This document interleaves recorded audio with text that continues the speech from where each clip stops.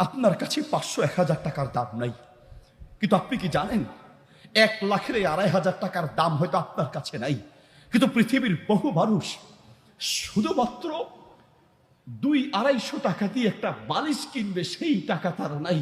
এই 200-250 টাকার অভাবে মাথার নিচে ইট দিয়ে সারা রাত ঘুমায়। যান ঢাকা কমলাপুর রেল স্টেশনের আশেপাশে, যান কুমিল্লা ফেনী চট্টগ্রামের রেল স্টেশনে, গিয়ে দেখেন আপনার কাছে 2-2,500 টাকা কিন্তু কোনো ব্যাপার নয়, কিন্তু এই 2-2,500 টাকার অভাবে একটা কম্বল কিনতে না পেয়ে বহু মা তার বাচ্চাকে নিয়ে রাস্তার পাশে সালার বস্তা গায়ে দিয়ে ঘুমায়। কিয়ামতের মাঠে আপনাকেও হিসাব দেয়া লাগবে, কিয়ামতের মাঠে আপনাকেও হিসাব দেয়া লাগবে, কারণ আপনি তার হক আদায় করতে পারেন নাই। আপনার তো একটু কলিজা থরথর করে কাঁপা উচিত। এই গরিব অসহায় মানুষগুলো দেখে যদি আপনার কলিজায় একটুও ব্যথা সৃষ্টি না হয়, একটুও যদি মায়া সৃষ্টি না হয়, একটুও যদি আন্তরিকতা সৃষ্টি না হয়, একটুও যদি কলিজায় আঘাত সৃষ্টি না হয়, আপনি মানুষ হতে পারেন নাই, মনুষ্যত্ব বোধ জাগ্রত হয় নাই, ঠিক কিনা? আপনি মানুষ হতে পারেন নাই। ওমর রাদিয়াল্লাহু আনহু, আপনারা জানেন, রাতের অন্ধকারে হেঁটে হেঁটে খোঁজ নিতেন কার কি দরকার, কার কি প্রয়োজন। রাতে অন্ধকারে হেঁটে হেঁটে খোঁজ নিতেন। একদিন এক বাড়ির পাশ দিয়ে যাচ্ছেন, যাওয়ার সময় এক বাচ্চার কান্নার আওয়াজ শুনতে পেয়ে তিনি দাঁড়িয়ে গেলেন। দাঁড়িয়ে দেখলেন যে বাচ্চাকে কেন কান্না করাচ্ছে দেখি। কিছুক্ষণ পরে তিনি সেই বাসায় ঢুকলেন। ঢুকে দেখলেন এক বৃদ্ধা মহিলা বসে আছে। বললেন, বুড়িমা, তোমার বাচ্চা এইভাবে চিৎকার করে কাঁদছে হাউমাউ করে, তুমি বাচ্চাকে কোনো খাবার দাও না কেন বলো? মহিলা বলছে, আমার বাচ্চাকে খাবার দেওয়ার মতো কোনো খাবার আমার ঘরে নাই, আমি বিধবা, আমার স্বামী নেই, অসহায় অভাবী মানুষ, কোনো খাবারের ব্যবস্থা করতে পারি নাই যে আমার বাচ্চাকে খাবার দিব। পাতিলের মধ্যে শুধু পানি গরম করছে আর বাচ্চাকে বলছে ঘুমায় যাও, রান্না হলে তোমাকে দিব। পাতিলে কি বলছে? পাতিলে কোনো খাবার নাই, শুধু পানি গরম করছি বাচ্চাকে বুঝ দেওয়ার জন্য। ওমর রাদিয়াল্লাহু আনহু বলেন, তো তুমি বিধবা অসহায় মানুষ, বাইতুল মাল থেকে ওমরের পক্ষ থেকে কোনো খাবার কি পৌঁছানো হয় নাই? মহিলা বলছে, আমি আল্লাহর দরবারে ওমরের বিরুদ্ধে নালিশ করব, কেন আমার ঘরে খাবার পৌঁছাতে পারে নাই। ওমর থরথর করে কাঁদতে লাগলেন। বুড়িমা, আল্লাহর ওয়াস্তে ওমরের বিরুদ্ধে বদদোয়া করো না, ওমরকে মাফ করে দাও। ওমর লিস্ট করতে বলেছে, তোমার নামটা বাদ পড়েছে, ওমরের দোষ নাই। বলছে, ওমরের পক্ষ থেকে এখনই খাবার চলে আসবে, একটু অপেক্ষা করো। ঘর থেকে বের হয়ে দৌড়াতে দৌড়াতে চলে গেলেন খাদেম আসলামের কাছে। আসলামকে গিয়ে বললেন, আসলাম, তাড়াতাড়ি খাদ্য গুদামের চাবিটা নাও, খাদ্য গুদাম খোলো। কেন কেন? বলছে, কোনো কথা নাই, গুদাম খোলো। বাইতুল মালে গিয়ে খাদ্য গুদাম খুলে ওমর রাদিয়াল্লাহু আনহু বলছেন, আসলাম, একটা আটার বস্তা আমার পিঠে উঠায় দাও, আমি সেই মহিলার বাড়িতে পৌঁছে দিব।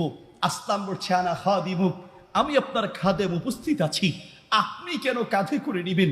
আমার কাঁধে উঠায় দেন, আমি তো আছি।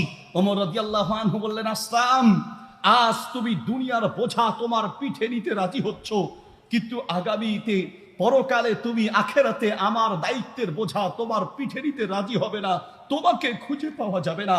আসলাম, আটার বস্তা আমার পিঠে উঠায়া দাও, আমি কেন সেই মহিলার কাছে খাবার পৌঁছাতে পারি নাই? এই মহিলা যে কান্না করছে, তার বাচ্চা যে কান্না করছে, আমি আল্লাহর সামনে কি জবাব দিব? আসলাম, কিয়ামতের মাঠে আমাকে কেউ বাঁচাতে পারবে না, আটার বস্তা আমার পিঠে উঠায়া দাও, আমি যখন আটার বস্তা নিয়ে হাঁটবো আমার আল্লাহর দয়া হবে, আল্লাহ মাফ না করলে আমাকে দুনিয়ার কেউ বাঁচাতে পারবে না, ঠিক কিনা? আপনার কারণেই তো পৃথিবীর বহু মানুষ না খেয়ে মরে, আপনার কারণেই তো আপনার আশেপাশের গরিব দুঃখীগুলো অসহায়, পৃথিবীর কাউকে বলতে পারে না। গরিব মিসকিন এমন অনেকে আছে যারা হাত পেতে সাহায্য চাইতে পারে। মোবাইলের হোয়াটসঅ্যাপ চেঞ্জ করতে করতে, মোবাইলের সিম চেঞ্জ করতে করতে 5 নাম্বারটা চালাচ্ছি, 4 অফিসে দিয়ে দিছি। মাঝে মাঝে হোয়াটসঅ্যাপে এমন মেসেজ আসে, চোখের পানি ছাড়া চোখের পানি ছেড়ে দেওয়া ছাড়ার কোনো উপায় থাকে না। কারণ আমি অত ধনী নই, অত সম্পদশালী নই, ঘর নাই, বাড়ি নেই, চিকিৎসা, টাকা পয়সা আসার সময়ও আমার প্রতিবন্ধী শাখার এক বাচ্চা ঢাকা মেডিকেলের অসুস্থ অবস্থায় আছে, প্রচুর টাকা দরকার। তো কি করব, মাঝে মাঝে এই মেসেজগুলো দেখি আর নিজেকে ধিক্কার দেওয়া ছাড়া আর উপায় থাকে না। অসহ্য হয়ে মাঝে মাঝে আরেকজনকে দেই যে দেখো কি করতে পারো। বলতে চাচ্ছিলাম, পৃথিবীর এমন বহু মানুষ কষ্টের যন্ত্রণায় ছটপট করছে, কেউ রাস্তায় ভিক্ষা করে আর কেউ ভিক্ষাও করতে পারে না। বহু মধ্যবিত্ত আছে, মিসকিন হয়ে আছে, পৃথিবীর কাউকে বলতে পারে না। তোমার দায়িত্ব, তোমার অর্থ সম্পদের যাকাত তো দিবে, পারলে অতিরিক্ত দান পর্যন্ত করা উচিত, ঠিক কিনা? তোমার জীবনে আজ পর্যন্ত এতটুকু ব্যথা তৈরি হয় নাই? বলো, তুমি যে রাতে খাওয়ার সময় 10-12 রঙের তরকারি না হলে তোমার পেটের ভাত হজম হয় না, তুমি কি আজ পর্যন্ত কোনোদিন কোনো একটা এতিমখানায় গিয়ে একটা বার জানার চেষ্টা করেছো? একটা বার কি জানার চেষ্টা করেছেন এই এতিমগুলো খায় কি করে? আবার মাদ্রাসার একটা মাদ্রাসা আছে এতিমদের জন্য, একটা মাদ্রাসা আমরা টাকা নেই, আর একটা এতিম হলে আমরা ফ্রি পড়ানোর চেষ্টা করি। আমার একটা শাখায় 2 জন ছেলে এসে বলছে, ওস্তাদ আপনার মাদ্রাসায় যেই টাকা দিতে হয়, আমার বাবা মা গরিব মানুষ, ওস্তাদ আমরা এত টাকা দিতে পারবো না, তবে আমরা 2 জনে মিলে একজনের খাবার খাবো এবং একজনের টাকা দিয়ে পড়তে চাই। 2 জনে মিলে একজনের খাবার খাবো। আমি বললাম, পরে আমি সুযোগ করে দিয়েছি 2 জনকে পড়ালেখা করার, কিন্তু আমি বলতে চাচ্ছি তাদের হৃদয়ের কথা, তাদের হৃদয়ের কথা আপনার কানে ঢুকাতে চাচ্ছি। যদি আপনার মাঝে মনুষ্যত্ব থাকে তাহলে আশেপাশের এতিম মিসকিনগুলোকে, এতিমখানাগুলোতে গিয়ে খোঁজ দিবেন। 2 জনে মিলে একজনের খাবার খেতে চাচ্ছে, আপনার 10-12 রঙের তরকারি না হলে খাবার চলে না। বহু মানুষ ডালের পানি পর্যন্ত খুঁজে পায় না।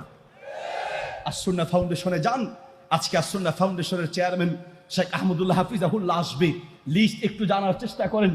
আসুন্নাহ ফাউন্ডেশনের দায়িত্বশীল যে ভাইয়েরা আছে, একটু লিস্ট জানার চেষ্টা করেন।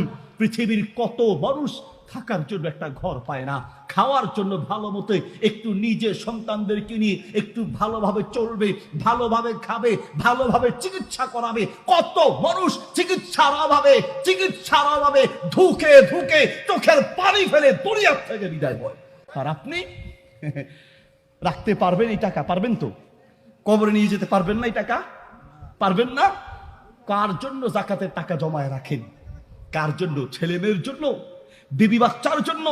ওয়াল্লাহি বলছি, আমি আজকের এই সরকার বাড়ি যুব সমাজ উদ্যোগের মাহফিল থেকে বলে যাই, ওয়াল্লাহি বলছি, যেই সন্তানকে জাকাত না দিয়ে জাকাতের টাকা খাওয়ায়া বড় করবেন, লিখে রাখুন, জাকাত না দিয়ে ওই সম্পদ যেই বাচ্চার জন্য রেখে যাবেন, মনে রাখবেন এমনও হতে পারে এই বাচ্চা আপনাকে ঘর থেকে বৃদ্ধাশ্রমে পাঠিয়ে দিবে। আল্লাহ বলেন, ওয়ামাল হায়াতুদ দুনিয়া ইল্লা মাতাউল গুরুর। তুমি যে সন্তানের ধোকায় পড়েছো, তুমি যে বিবি বাচ্চা সন্তানদের মায়ায় পড়েছো, আল্লাহ বলে এটা একটা ধোকা। শোনো, বান্দার জন্য আল্লাহ ছাড়া আপন বলতে কেউ নাই। যে সন্তান, আমি আমার সন্তানের কথা বলছি, আমি আপনার সন্তানের কথা বলছি,